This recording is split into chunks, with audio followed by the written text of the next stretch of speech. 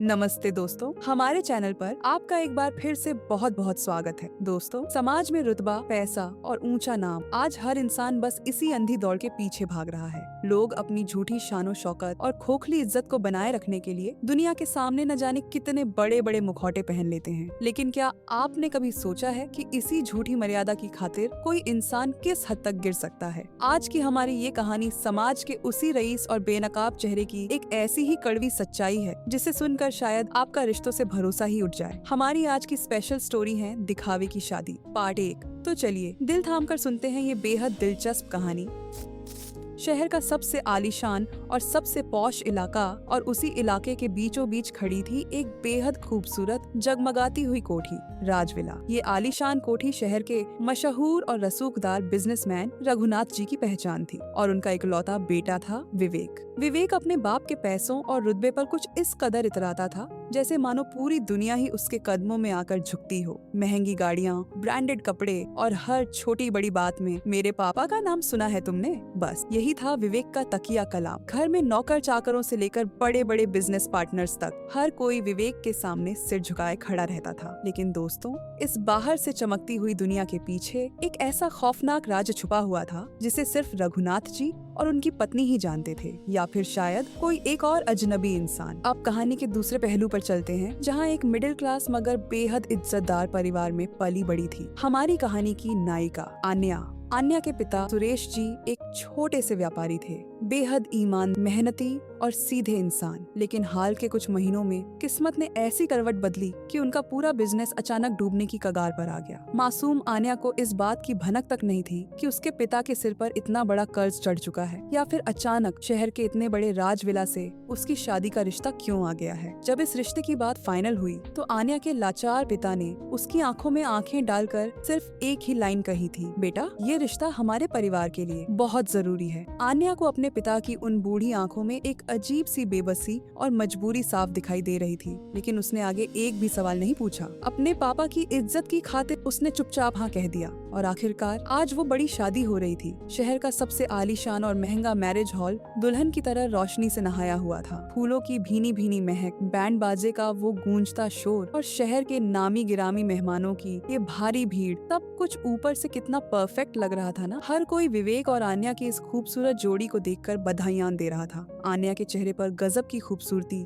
और एक सादगी थी, लेकिन उसकी उस हल्की सी मुस्कुराहट के पीछे एक अनकहा अनजाना डर साफ झलक रहा था। और दूसरी तरफ था विवेक, जिसके चेहरे पर सिर्फ और सिर्फ एक ही भाव था, अपने अमीर होने का घमंड। एक ऐसा तीखा घमंड जो उसकी हर चाल, उसके हर अंदाज में साफ देखा जा सकता था। देखते ही देखते शादी की सारी रस्में पूरी हो गईं। विदाई के उस भावुक पल में आन्या की माँ ने उसे कसकर गले लगाया और रोते हुए उसके कान में सिर्फ इतना कहा, बेटा चाहे जो भी हो जाए अपनी हिम्मत मत खोना। आन्या को अपनी माँ की ये बात थोड़ी अजीब तो लगी, लेकिन उस वक्त विदाई के उस शोर और भीड़ में वो ज्यादा कुछ सोच नहीं पाई। रात के ठीक 12 बज चुके थे। राजविला के उस सबसे बड़े और आलीशान कमरे में सुहाग रात का वो खूबसूरत बिस्तर लाल गुलाब की पत्तियों से सजाया गया था। आन्या वहाँ एकदम अकेली बैठी थी, अपने भारी लाल जोड़े और घूंघट में उसके हाथ डर के मारे बुरी तरह कांप रहे थे। वो अच्छी तरह जानती थी कि ये रात सिर्फ एक रस्म नहीं है, ये उसकी आने वाली जिंदगी का सबसे मुश्किल इम्तिहान होने वाली है। तभी अचानक कमरे का दरवाजा खुला। विवेक अंदर दाखिल हुआ, अपनी शेरवानी की महंगी घड़ी को कलाई से उतारते हुए बड़े ही रौबदार और रईसाना अंदाज में। उसने एक सरसरी नजर बिस्तर पर बैठी आन्या पर डाली और उसे पूरी तरह इग्नोर करते हुए सीधा ड्रेसिंग टेबल के शीशे के सामने जाकर अपने बाल ठीक करने लगा, जैसे आन्या का उस कमरे में होना उसके लिए कोई मायने ही न रखता हो। कमरे में कुछ देर की एक भारी और दम घोंटने वाली खामोशी छाई रही। फिर विवेक ने बिना पीछे मुड़े उसी कड़क और ठंडे लहजे में कहा, देखो आन्या, मुझे अच्छी तरह पता है कि ये शादी तुमने या शायद तुम्हारे घर वालों ने अपनी किसी बड़ी मजबूरी में की है, पर एक बात अपने कान खोलकर सुन लो, अगर इस घर में चैन से रहना है तो इस घर के कायदे और तरीके जल्दी से सीखने होंगे। हमारे यहाँ पैसों से ज्यादा खानदान की इज्जत, हमारी मर्यादा और हमारे नियम मायने रखते हैं। मुझे तुम्हारी ये बड़े शहर की मॉडर्न सोच या तुम्हारा कोई भी नाटक इस कमरे में नहीं चाहिए। विवेक की ये कड़वी बातें सुनकर कमरे में एक गहरा सन्नाटा पसर गया। विवेक को मन ही मन लगा था कि उसकी ये कड़क और तीखी बातें सुनकर आन्या सहम जाएगी, शायद डर के मारे रो पड़ेगी। लेकिन दोस्तों, अगले ही पल जो हुआ उसने विवेक के पैरों तले से मानो जमीन ही खींच ली। आन्या बहुत ही धीमे से बिस्तर से उठी। उसने उसने अपने चेहरे से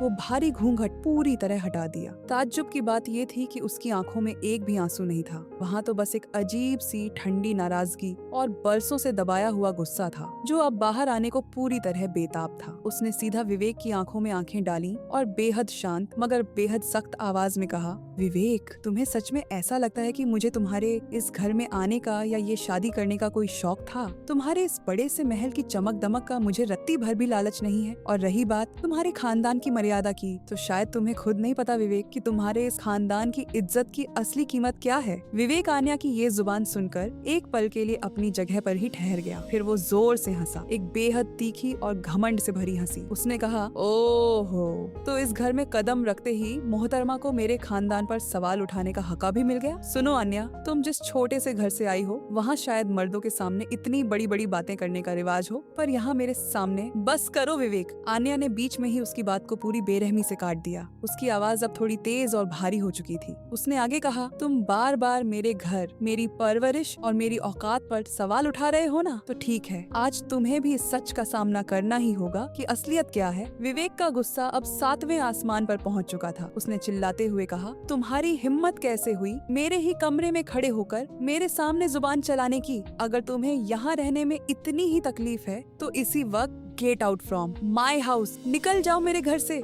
लेकिन आन्या टस से मस नहीं हुई। वो जरा भी नहीं डरी। वो बहुत ही शांत कदमों से धीरे धीरे अपने सूटकेस की तरफ बढ़ी। उसने सूटकेस को खोला और अंदर रखे कुछ कपड़ों के नीचे से एक बहुत पुरानी काले रंग की सीक्रेट फाइल बाहर निकाली। उस वक्त फाइल को पकड़ते हुए आन्या के हाथ जरूर कांप रहे थे, लेकिन उसकी आंखों में एक अजीब सा सुकून था, जैसे मानो बरसों का कोई भारी बोझ उसके सीने से अब उतरने वाला हो। उसने वो काली फाइल ले जाकर सीधा टेबल पर पटकी और विवेक से बोली, मुझ पर बेमतलब चिल्लाने से पहले एक बार इस फाइल को खोलकर इसके अंदर झांक लो विवेक। शायद तुम्हें अपने ही इस आलीशान घर का वो काला सच पता ही नहीं है जिसे मैं पिछले 2 महीनों से भुगत रही हूँ। कमरे का सस्पेंस अब अपने चरम पर था। विवेक ने एक शक भरी नजर उस फाइल पर डाली और फिर आन्या के तने हुए चेहरे को देखा। उसके चेहरे पर जो अब तक गुस्सा था वो धीरे धीरे उलझन और एक अनजाने डर में बदलने लगा था। उसने बहुत ही हिचकिचाते और कांपते हुए हाथों से उस फाइल को खोलने के लिए अपना हाथ आगे बढ़ाया ही था कि तभी ठीक उसी वक्त कमरे के दरवाजे पर बहुत जोर जोर से दस्तक हुई। बाहर से एक भारी मर्द की आवाज गूंजी, विवेक, दरवाजा खोलो विवेक, अभी के अभी खोलना।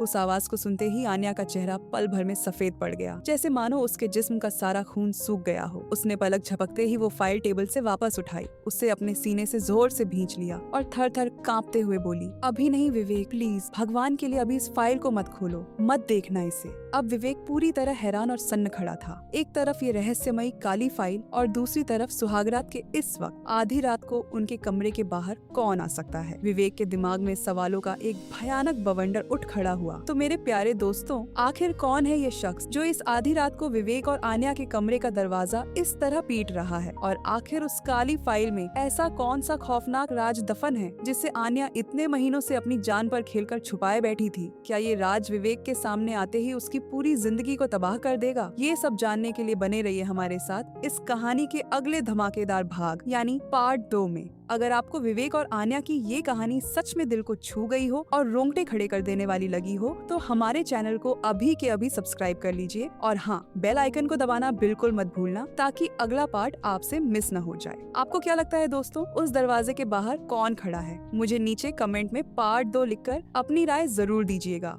आपके कमेंट्स पढ़ना मुझे बेहद पसंद है। वीडियो को एक प्यारा सा लाइक और अपने दोस्तों के साथ शेयर जरूर करें। मिलते हैं बहुत जल्द इसके अगले और भी दिलचस्प भाग में। तब तक के लिए अपना ख्याल रखिएगा। धन्यवाद।